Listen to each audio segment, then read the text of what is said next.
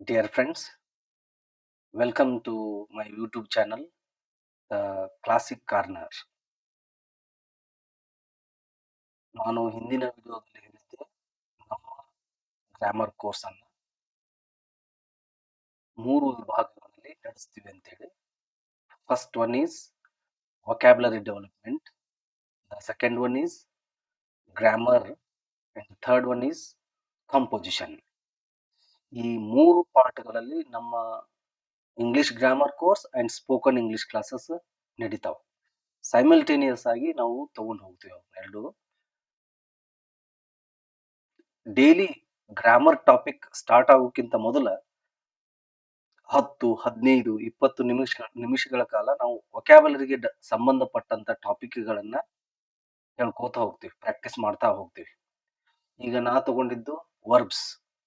ವೊಕ್ಯಾಬುಲರಿಗೆ ಸಂಬಂಧಪಟ್ಟಂತ ಟಾಪಿಕ್ ಬಹಳಷ್ಟು ಅದಾವ. There are many topics related to vocabulary development.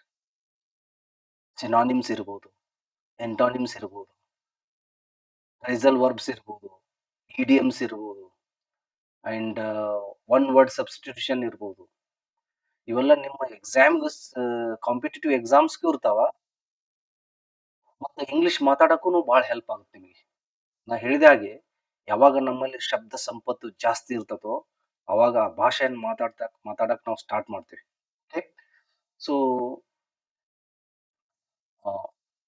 ಈ 3 ಪಾಠಗಳಲ್ಲಿ ನಮ್ಮ ಈ ಕೋರ್ಸ್ ಅನ್ನ ರನ್ ಮಾಡ್ತೀವಿ. ಓಕೆ, ವೊಕ್ಯಾಬುಲರಿಗೆ ಸಂಬಂಧಪಟ್ಟಂತ ಟಾಪಿಕ್ಸ್, ಗ್ರಾಮರ್ ಅಂಡ್ ಗ್ರಾಮರ್ ಒಂದ್ ಯಾವ್ದಾರ ಟಾಪಿಕ್ ತಗೊಳ್ಳೋದು. ಅಂದ್ರೆ ಈ 15-20 ನಿಮಿಷ ವೊಕ್ಯಾಬುಲರಿಗೆ ಸಂಬಂಧಪಟ್ಟಂತ ಟಾಪಿಕ್ ಆದ್ಮೇಲೆ ಗ್ರಾಮರ್ ಟಾಪಿಕ್ ಅನ್ನ ಯಾವ್ದು ಹೇಳ್ಬೇಕಂತ ಅನ್ಕೊಂಡಿರ್ತೀವಿ ನೋಡು, ಆ ಟಾಪಿಕ್ ಅನ್ನ ಶುರು ಮಾಡ್ತೀವಿ. ಹಾಗೆ ಕಂಪೋಸಿಷನ್ ಪಾರ್ಟ್. ಈ ಕಂಪೋಸಿಷನ್ ಪಾರ್ಟ್ ಇಡೀ ಗ್ರಾಮರ್ ಚಾಪ್ಟರ್ಸ್ ಮುಗಿದ ಮೇಲೆ ಸ್ಟಾರ್ಟ್ ಆಗ್ತದ. ಇವು ಎರಡರಲ್ಲಿ ನಾವು ಮೊದಲು ಪರ್ಫೆಕ್ಟ್ ಮಾಡಿಸೋದನ್ನ ನೋಡ್ತೀವಿ. ಸೆಂಟೆನ್ಸ್ ಸ್ಟ್ರಕ್ಚರ್ ಮಾಡೋದು ಹೇಗೆ, ನಿಮ್ಮಲ್ಲಿ ಶಬ್ದ ಸಂಗ್ರಹ ಆಗುವುದು ಹೇಗೆ, ಅದ್ರ ಕಡೆಗೆ ಗಮನ ಕೊಟ್ಟು ಕೊನೆಗೆ ನಾವು ಕಂಪೋಸಿಷನ್ ಪಾರ್ಟಿಗೆ ಬರ್ತೀವಿ. ಅಂದ್ರೆ you should be able to write letter writing or paragraph writing or notice writing or message writing or precis writing. ಇವೆಲ್ಲ ಎಕ್ಸಾಮ್ಸ್ಗೂ ಇರ್ತಾವ. ಸೊ ಎಲ್ಲವುಗಳನ್ನ ನಿಮ್ಮ ಕಾಂಪಿಟೇಟಿವ್ ಎಕ್ಸಾಮ್ಗೆ ಹೆಲ್ಪ್ ಆಗಬೇಕು ಅಂಡ್ ನಿಮಗೆ ಇಂಗ್ಲಿಷ್ ಅನ್ನ ಮಾತಾಡಕ್ ಬರಬೇಕು ಕನ್ನಡದ ಮೂಲಕ. ಓಕೆ, ಸೊ ಅವೆಲ್ಲವುಗಳನ್ನ ಗಮನದಲ್ಲಿಟ್ಟುಕೊಂಡು ನಾವು ಈ ಕೋರ್ಸ್ ಅನ್ನ ಸ್ಟಾರ್ಟ್ ಮಾಡಿದ್ದೀವಿ. Okay, let's begin with verbs continuation. ನೋಡಿ, ವರ್ಬ್ 3 ಫಾರ್ಮ್ಗಳಲ್ಲಿ ಇರ್ತದೆ: V1, V2, V3. ನಾ ಹೇಳಿದ ಹಾಗೆ ಈ 3 ಫಾರ್ಮ್ಸ್ ಬರಲೇಬೇಕು ನಿಮಗೆ.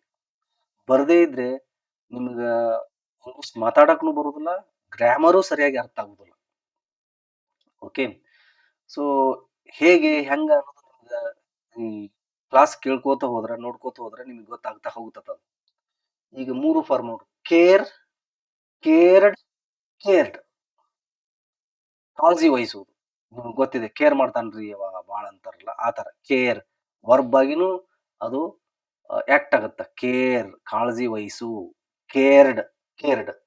Caricature, caricatured, ಕ್ಯಾರಿಕೇಚರ್ಡ್.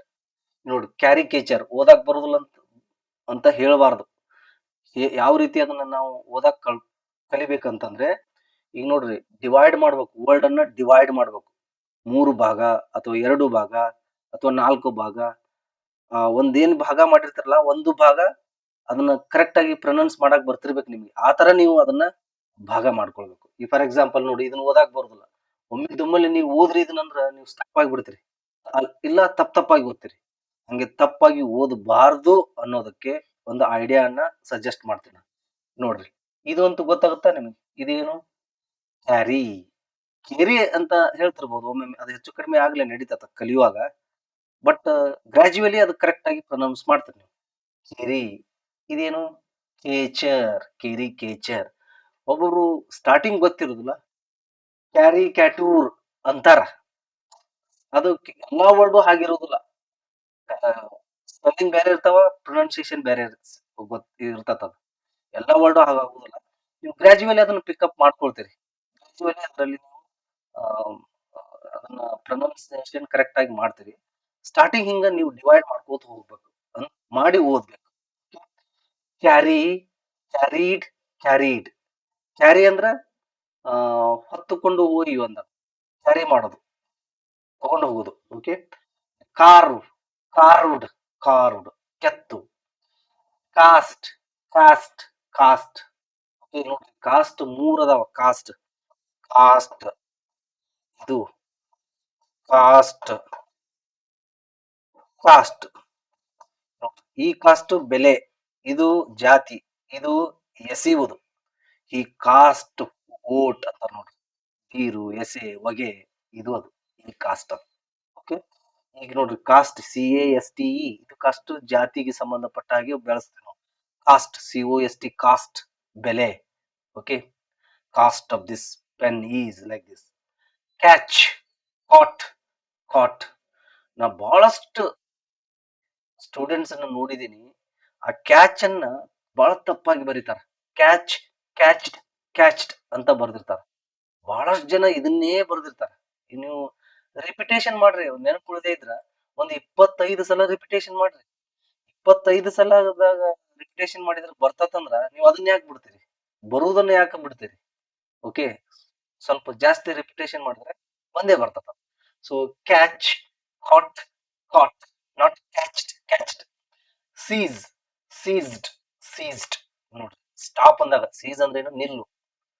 ಮತ್ ಸ್ಟಾಪ್ ಯಾವಾಗ ಯೂಸ್ ಮಾಡ್ತೀವಿ, ಸೀಸ್ ಯಾವಾಗ ಯೂಸ್ ಮಾಡ್ತೀವಿ ಅಂತಂದ್ರೆ ಇವೆಲ್ಲ ಗ್ರಾಜುವಲಿ ನಾವು ಓದು ರೂಢಿ ಹಚ್ಚಿದ್ದಾಗ ನಮ್ಗೆ ಗೊತ್ತಾಗ್ತೀವಿ. ಯಾವಾಗ ಸೀಸ್ ಅಂತ ಹೇಳ್ತೀವಿ, ಯಾವಾಗ ಸ್ಟಾಪ್ ಅಂತ ಹೇಳ್ತೀವಿ.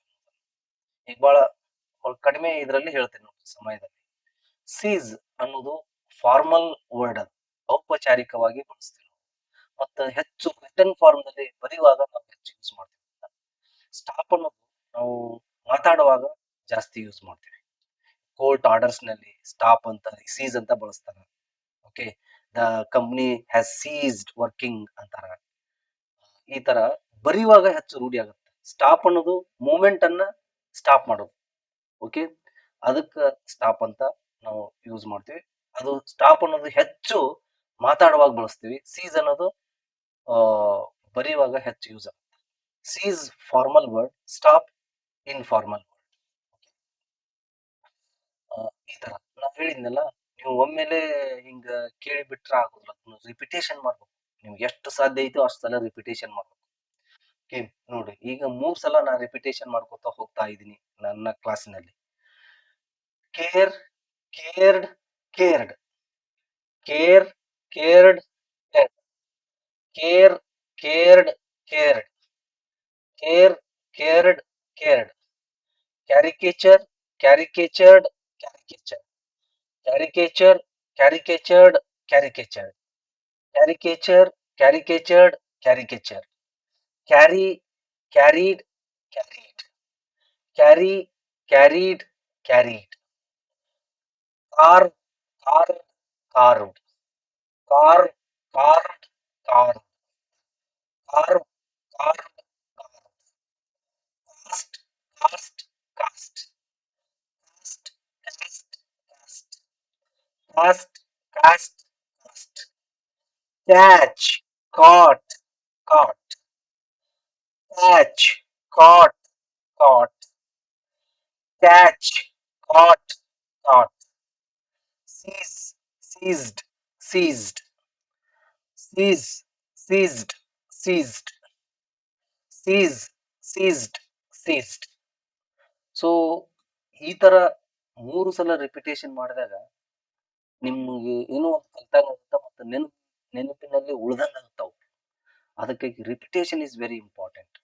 ನೀವು ಯಾವಾಗ ಒಂದು ವಿಷಯವನ್ನ ರಿಪಿಟೇಷನ್ ಮಾಡ್ತಿರೋ ಅದು ಹೆಚ್ಚು ನೆನಪುಳಿತದೆ. ಓಕೆ. ಸೊ ಇದು ಇವತ್ತಿನ ವೊಕ್ಯಾಬುಲರಿಗೆ ಸಂಬಂಧಪಟ್ಟಂತ ಟಾಪಿಕ್. ಓಕೆ. ವೊಕ್ಯಾಬುಲರಿ ನಾನು ಎರಡು I will give you more than 200 vocabulary. I mean related to verbs. Verbs ಆದ ನಂತರ ಬೇರೆ ವೊಕ್ಯಾಬುಲರಿಗೆ ಸಂಬಂಧಪಟ್ಟಂತ ಬೇರೆ ಟಾಪಿಕ್ಗೆ ಜಂಪ್ ಆಗುತ್ತೆ. ಓಕೆ. ಸಫಿಕ್ಸ್ ಐತೆ, ಒನ್ ವರ್ಡ್ ಸಬ್ಸ್ಟಿಟ್ಯೂಷನ್ ಇದೆ, ಫ್ರೇಸಲ್ ವರ್ಬ್ ಇದೆ, ಇಡಿಯಮ್ಸ್ ಇದೆ. ಓಕೆ. ಸೊ ಎಷ್ಟು ಸಾಧ್ಯ ಆಗುತ್ತೋ ಅಷ್ಟು ವೊಕ್ಯಾಬ್ಯುಲರಿಯನ್ನ ನಿಮ್ಮಲ್ಲಿ ಡೆವಲಪ್‌ಮೆಂಟ್ ಮಾಡಿ ಈ ಒಂದು 15-20 ನಿಮಿಷಗಳ ಪ್ರಯತ್ನ. ಓಕೆ. ಸೊ ಇದ್ರ ನಂತರ ನಾವು ಡೈಲಿ ಏನ್ ಮಾಡ್ತಾ ಇದೀವಿ, ಗ್ರಾಮರ್‌ಗೆ ಸಂಬಂಧಪಟ್ಟಂತ ಟಾಪಿಕ್ ಅನ್ನ ತಗೊಳ್ತೀವಿ. ನಾವು ಟೆನ್ಸ್‌ದಿಂದ ಶುರು ಮಾಡ್ತೀವಿ ಯಾವಾಗ್ಲೂ. ನಾ ಈಗೊಂದು 4-5 ಕ್ಲಾಸನ್ನ ಇಂಟ್ರೊಡಕ್ಷನ್ ಕ್ಲಾಸನ್ನ ತಗೊಂಡಿನಿ. ಆ ಜನರಲ್ ಆಗಿ ಹೇಳ್ತಾ ಇದ್ದೀನಿ. ಇಂಗ್ಲಿಷ್ ಲ್ಯಾಂಗ್ವೇಜ್ ಅನ್ನ ಹೆಂಗ ನಾವು ಮಾತಾಡ್ಬೇಕು, ಇಂಗ್ಲಿಷ್‌ನಲ್ಲಿ ಹೆಂಗ್ ಮಾತಾಡ್ಬೇಕು, ಗ್ರಾಮರ್‌ಗೆ ಸಂಬಂಧಪಟ್ಟಂತ ರೂಲ್ಸ್ ಹೆಂಗಿರ್ತಾವ ಅನ್ನೋದನ್ನ ತಿಳ್ಕೊಂಡಿವಿ. ಈಗ ಇನ್ನೂ ಈ ವಿಡಿಯೋದಲ್ಲಿ ಮತ್ತೊಂದು ಒಂದು ವೆರಿ ಇಂಪಾರ್ಟೆಂಟ್ ಗ್ರಾಮರ್ ಟಾಪಿಕ್‌ದೊಂದಿಗೆ ಈಗ ಶುರು ಮಾಡೋಣ. ಓಕೆ. ಆ ನೋಡ್ರಿ, ನಾವು ಇಂಗ್ಲಿಷ್ ಮಾತಾಡ್ಬೇಕಾದ್ರೆ ಮೊದಲು ಕನ್ನಡವನ್ನ ಮನಸ್ಸಿನಲ್ಲಿ ಅನ್ಕೊಳ್ತೀವಿ ನಾವು. ಆಮೇಲೆ ಅದನ್ನ ಟ್ರಾನ್ಸ್ಲೇಷನ್ ಮಾಡ್ತೀವಿ.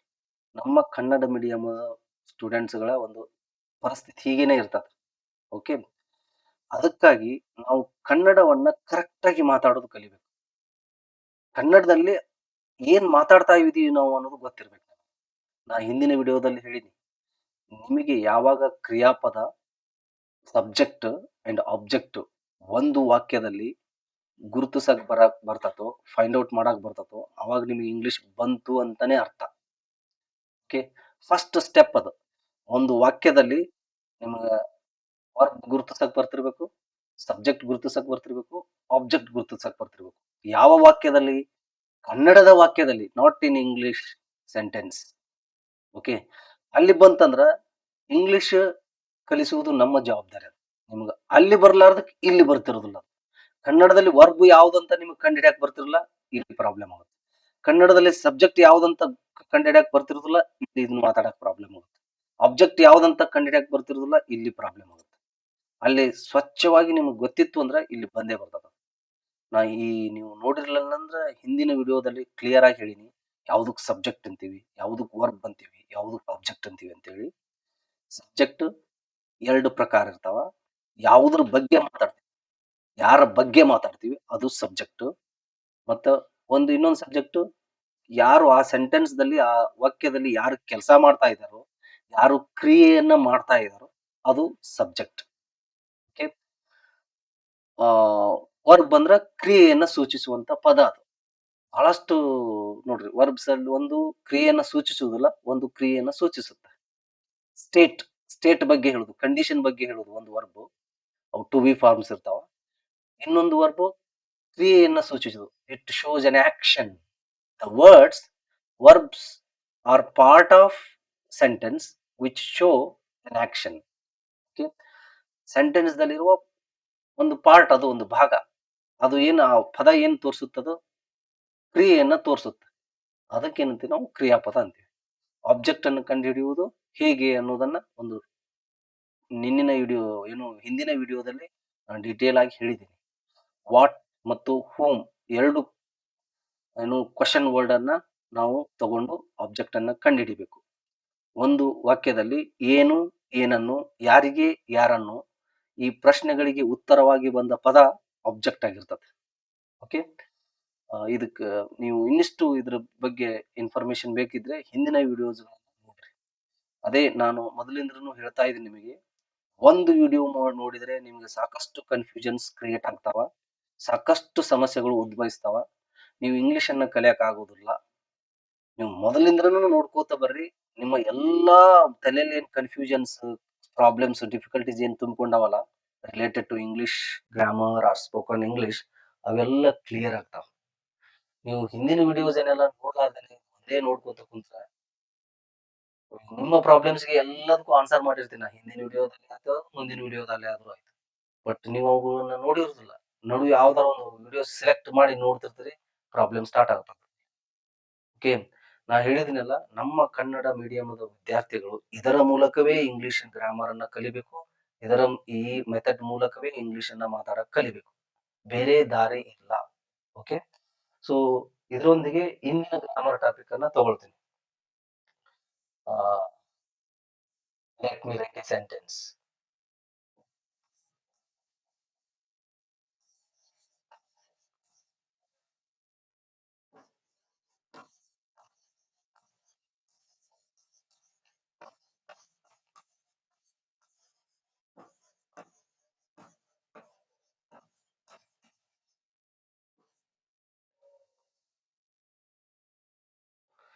ಇದು ಕನ್ನಡದ ವಾಕ್ಯ. ನಾನು ಈ ಸಲ ಇಂಗ್ಲಿಷ್ ಕಲಿಯುತ್ತೇನೆ. ಇದನ್ನ ನಾವು ಇಂಗ್ಲಿಷ್ ನಲ್ಲಿ ಮಾತಾಡ್ಬೇಕಪ್ಪ, ಅಥವಾ ಇದನ್ನ ನಾನು ಗ್ರಾಮ್ಯಾಟಿಕಲ್ ಆಗಿ ಬರಿಬೇಕಪ್ಪ. ನೀವು ಇನ್ನೊಂದು ತಿಳ್ಕೊಳ್ರಿ, ಯಾವುದೇ ಈ ನನ್ನ ವಿಡಿಯೋವನ್ನ ತಗೊಳ್ರಿ, ನೀವು ಎಲ್ಲವೂ ನಿಮ್ಮ ಕಾಂಪಿಟೇಟಿವ್ ಎಕ್ಸಾಮ್ಗೆ ಸಂಬಂಧಪಟ್ಟಂತ ಕ್ವಶನ್ಗೆ ಡೈರೆಕ್ಟ್ ಆಗಿ ರಿಲೇಟೆಡ್ ಆಗಿರ್ತಾವ. ಒಂದು ಕ್ವಶನ್ ಅನ್ನ ಬಿಡ್ಸಕ್ ಹೆಲ್ಪ್ ಆಗ್ತಿರ್ತಾವ. ಅದಕ್ಕಾಗಿ ಯಾವ ವಿಡಿಯೋನು ಬಿಟ್ಟು ಬಿಡ್ಲಾರ್ದೇನೆ ನೋಡ್ರಿ. ಓಕೆ, ನಾನು ಈ ಸಲ ಇಂಗ್ಲಿಷ್ ಕಲಿಯುತ್ತೇನೆ. ಇದು ಕನ್ನಡದ ವಾಕ್ಯ. ನಾವು ಕನ್ನಡದ ವಾಕ್ಯಗಳನ್ನ ಗ್ರಾಮ್ಯಾಟಿಕಲ್ ಆಗಿ ಮಾತಾಡುದು. ಈ ಬಹಳ ಹುಷಾರಾಗಿ ಕೇಳಿ, ಕಾನ್ಸಂಟ್ರೇಷನ್ ಕೊಟ್ಟು ಕೇಳಿ. ನಾವು ಕನ್ನಡದ ವಾಕ್ಯಗಳನ್ನ ಗ್ರಾಮ್ಯಾಟಿಕಲ್ ಆಗಿ ಮಾತಾಡುದಿಲ್ಲ. ಇದನ್ನ ಗ್ರಾಮ್ಯಾಟಿಕಲ್ ಆಗಿ ಮಾತಾಡ್ತೀವಿ ನಾವು. ನಾನು ಈ ಸಲ ಇಂಗ್ಲಿಷ್ ಕಲಿಯುತ್ತೇನೆ ಅಂತ ಇನ್ನೊಬ್ರಿಗೆ ಹೀಗೆ ಹೇಳ್ತೀರಾ ನೀವು ಸಹಜವಾಗಿ ಇನ್ಫಾರ್ಮಲ್ ಆಗಿ ಮಾತಾಡುವಾಗ? No, you do not speak like this. ಹೇಗ್ ಮಾತಾಡ್ತೀರಿ? ನಾ ಈ ಸಲ ಇಂಗ್ಲಿಷ್ ಕಲಿತೀನಿ. ನಾ ಅಂತೀರಿ, ನೂ ಹೋಗ್ಬಿಟ್ಟಿರ್ತದಲ್ಲಿ. ಈ ಸಲ ಇಂಗ್ಲಿಷ್ ಕಲಿತೀನಿ ಅಂತೀರಿ, ಕಲಿಯುತ್ತೇನೆ ಅಂತ ಹೇಳೋದು. ಹಾಗೆ ನೀವು ಗ್ರಾಮ್ಯಾಟಿಕಲ್ ಆಗಿ ಕನ್ನಡವನ್ನ ಮಾತಾಡುದಿಲ್ಲ. ಅವ್ರು ಇಂಗ್ಲಿಷ್ ಕಲಿಯಾಕ್ ಹತ್ಯಾರ ಅಂತೀರಿ. ಆ ಪ್ರದೇಶದ ಭಾಷೆಯಕ್ಕೆ ಏನು ಇರ್ತದ ಆಡು ಭಾಷೆ, ಆ ಭಾಷೆಯನ್ನ ಮಾತಾಡ್ತೀವಿ. ನಮ್ಮ ಉತ್ತರ ಕರ್ನಾಟಕದಲ್ಲಿ ಈಗ ನಾವು ಇಂಗ್ಲಿಷ್ ಕಲಿಯಾಕ್ ಹತ್ತೀವಿ ಅಂತೀವಿ. ನಾವು ಹತ್ತೀವಿ ನೋಡ್ರಿ, ಪದಗಳು ಹೆಂಗಿರ್ತಾವ. ಒಂದೊಂದು ಕಡೆಗೆ ಏನು ಗ್ರಾಮ್ಯಾಟಿಕಲ್ ಆಗಿನೇ ಮಾತಾಡ್ತಾರೆ, no problem at all. So but Kannada ಭಾಷೆ ಬೇರೆ ಬೇರೆ ಪ್ರದೇಶಗಳಲ್ಲಿ ಬೇರೆ ಬೇರೆ ತರ ಮಾತಾಡ್ತಾರೆ. ನಾವು ಹೇಗೆ ಮಾತಾಡ್ಲಿ, ಆ ಕನ್ನಡದ ವಾಕ್ಯವನ್ನ ನಾವು ಏನ್ ಮಾತಾಡ್ತೀವಿ, ಆ ಕನ್ನಡದ ವಾಕ್ಯವನ್ನ ಗ್ರಾಮ್ಯಾಟಿಕಲ್ ಆಗಿ ಗ್ರಾಮ್ಯಾಟಿಕಲ್ ಸೆಂಟೆನ್ಸ್ ಅನ್ನಾಗಿ ಪರಿವರ್ತಿಸ್ಬೇಕು ನಾವು. ಕನ್ನಡಕ್ಕೆ ಅದೇ ಕನ್ನಡದ ಆಡು ಭಾಷೆಯನ್ನ ಗ್ರಾಮರ್ ಕನ್ನಡವನ್ನಾಗಿ ಪರಿವರ್ತಿಸ್ಬೇಕು. ಮುಂದೆ ಹೋಗ್ಬಾರ್ದು. ಇದನ್ನ ಪರಿವರ್ತಿಸ್ತಾನ ನೀವು ಮುಂದೆ ಹೋಗೋಂಗಿಲ್ಲ. ಓಕೆ, ಅಂದ್ರೆ ಇಂಗ್ಲಿಷ್ ಮಾತಾಡೋದು ಹೇಗೆ, ಗ್ರಾಮ್ಯಾಟಿಕಲ್ ಆಗಿ ಬರೆಯುವುದು ಹೇಗೆ, ಕಾಂಪಿಟೇಟಿವ್ ಎಕ್ಸಾಮ್ ಹೆಂಗೆ ಹೆಲ್ಪ್ ಆಗುತ್ತೆ ಇದು ಅನ್ನೋದ್ರ ಬಗ್ಗೆ ಹೇಳ್ಕೋತ ಹೋಗ್ತಾ ಇದ್ದೀನಿ ನಾ ಈಗ. ಓಕೆ, ನಾನು ಈ ಸಲ ಇಂಗ್ಲಿಷ್ ಕಲಿತೀನಿ. ಹೆಂಗೆ ಹೇಳಿರ್ತೀವಿ ನಾವು ಮಾತಾಡಿರ್ತೀವಿ, ನಾ ಈ ಸಲ ಇಂಗ್ಲಿಷ್ ಕಲಿತೀನಿ ಅಂತ. ನಾನು ಇಂಗ್ಲಿಷ್ ಇದನ್ನ ಮಾತಾಡ್ಬೇಕಪ್ಪ, ಇದು ಮನಸ್ಸಿನಲ್ಲಿ ಅನ್ಕೊಂಡ್ ನಾನು ಈ ಸಲ ಇಂಗ್ಲಿಷ್ ಕಲಿತೀನಿ, ನಾನು ಇದನ್ನ ಇಂಗ್ಲಿಷ್ ನಲ್ಲಿ ಹೇಳ್ಬೇಕು. ಈಗ ನಾನು ಏನ್ ಮಾಡ್ಬೇಕು? ಫಸ್ಟ್ ಸ್ಟೆಪ್ ಈಸ್ ಓರಲಿ ಹೇಳ್ತೀನಿ ನಾನು, ಅದನ್ನ ಲಿಸ್ಟ್ ಬರೆಸಿಸ್ತೀನಿ ನಿಮ್ಗೆ.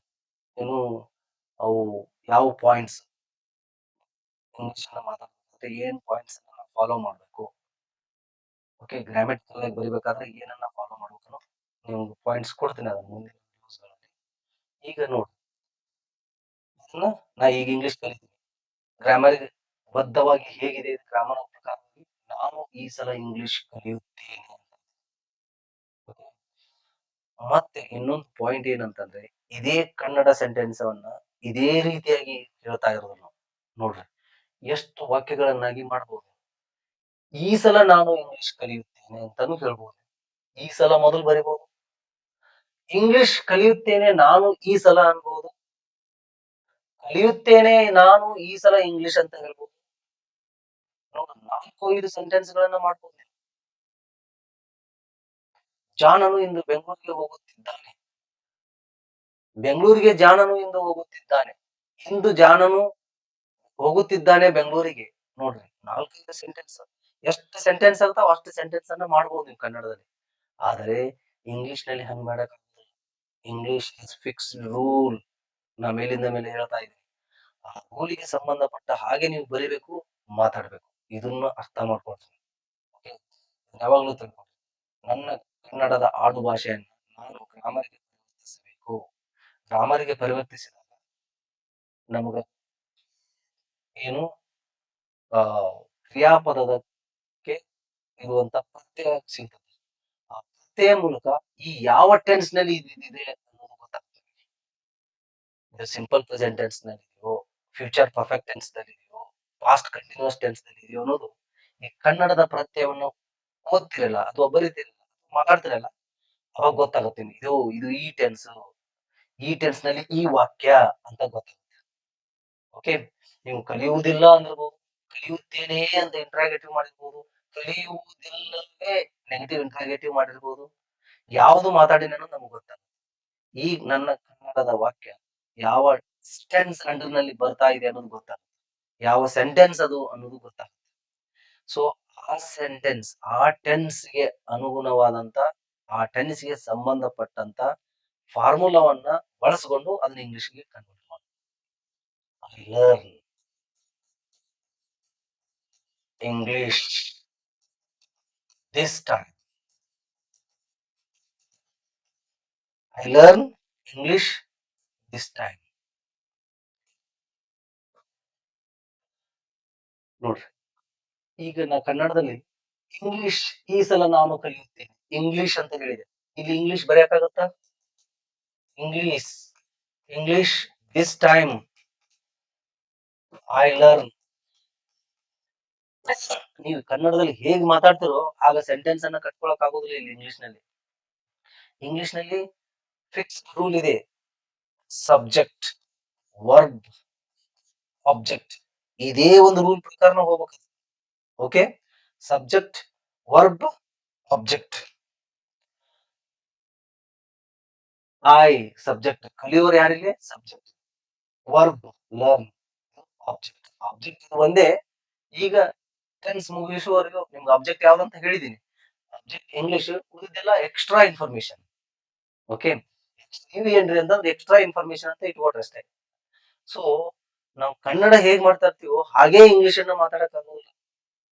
ಇಂಗ್ಲಿಷ್ ಅನ್ನ ಮಾತಾಡ್ಬೇಕಾದ್ರೆ ನನ್ನ ಆಡು ಭಾಷೆಯನ್ನ ಗ್ರಾಮರಿಗೆ ಕನ್ವರ್ಟ್ ಮಾಡ್ಬೇಕು, ಕನ್ನಡದ ಗ್ರಾಮರ್ ಭಾಷೆಗೆ ಕನ್ವರ್ಟ್ ಮಾಡ್ಬೇಕು. ಆಮೇಲೆ ನಿಮ್ಗೆ ಪ್ರತ್ಯಯ, ಕ್ರಿಯಾಪದದ ಪ್ರತ್ಯಯವನ್ನು ಹಿಡಿದುಕೊಂಡು ಇದು ಯಾವ ಟೆನ್ಸ್ ಯಾವ ಸೆಂಟೆನ್ಸ್ ಅಂತ ಗೊತ್ತಾಗುತ್ತೆ. ಆ ಟೆನ್ಸಿಗೆ ಸಂಬಂಧಪಟ್ಟಂತ ಫಾರ್ಮುಲಾವನ್ನು, ಸೂತ್ರವನ್ನು ಬಳಸಿಕೊಂಡು ನಾವು ಇಂಗ್ಲಿಷ್ ಅನ್ನ ಮಾತಾಡಬೇಕು, ಇಂಗ್ಲಿಷ್ ಅನ್ನ ಬರಿಬೇಕು, ಇಂಗ್ಲಿಷ್ ಅನ್ನ ನಾವು ಕಾಂಪಿಟೇಟಿವ್ ಎಕ್ಸಾಮ್ ದಲ್ಲಿ ಎದುರಿಸ್ಬೇಕು. ಓಕೆ, ಇದು ಬಹಳ ಇಂಪಾರ್ಟೆಂಟ್. ಓಕೆ, ಇದ್ರ ಬಗ್ಗೆನೇ ನಾನು ಇವತ್ತಿನ ಕ್ಲಾಸ್ ಇತ್ತು. ನಾಳೆಯಿಂದ ನಾನು ಟೆನ್ಸ್ ಅನ್ನ ಶುರು ಮಾಡ್ತಾ ಇದ್ದೀನಿ.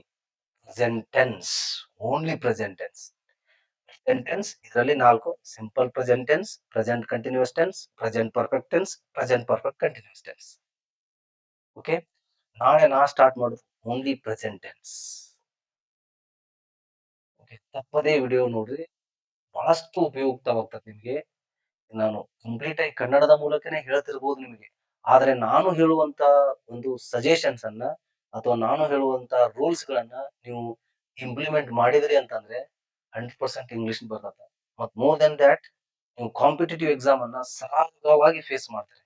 ನೀವು ಮುಂದಿನ ವಿಡಿಯೋಸ್ ಅದ್ಭುತ ಏನು ಟಾಪಿಕ್ಸ್ ಇದಾವ ಇಂಗ್ಲಿಷ್ ಗ್ರಾಮರ್ ದಲ್ಲಿ.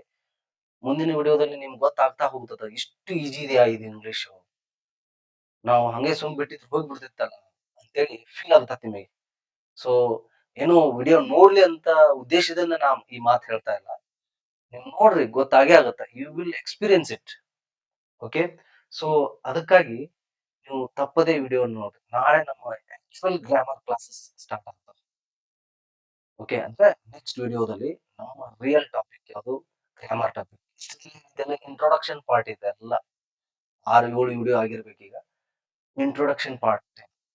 ಈಗ ನಾವು ಸ್ಟಾರ್ಟ್ ಮಾಡೋದು ಗ್ರಾಮರ್. ಮೊದಲನೇದಾಗಿ ನಾವು ಟೆನ್ಸ್ ದಿಂದ ಸ್ಟಾರ್ಟ್ ಮಾಡ್ತೀವಿ ಈ ಇಂಗ್ಲಿಷ್ ಗ್ರಾಮರ್ ಅನ್ನ. ನಾಳೆ ನಾನು ಸ್ಟಾರ್ಟ್ ಮಾಡೋದು, ಐ ಮೀನ್ ನೆಕ್ಸ್ಟ್ ವಿಡಿಯೋದಲ್ಲಿ ಗ್ರಾಮರ್ ಟಾಪಿಕ್ ಟೆನ್ಸ್. ಓಕೆ, ಇದರೊಂದಿಗೆ ನಾನು ಈ ಕ್ಲಾಸ್ ಅನ್ನ ಮುಗಿಸ್ತಾ ಇದ್ದೀನಿ. Thank you very much.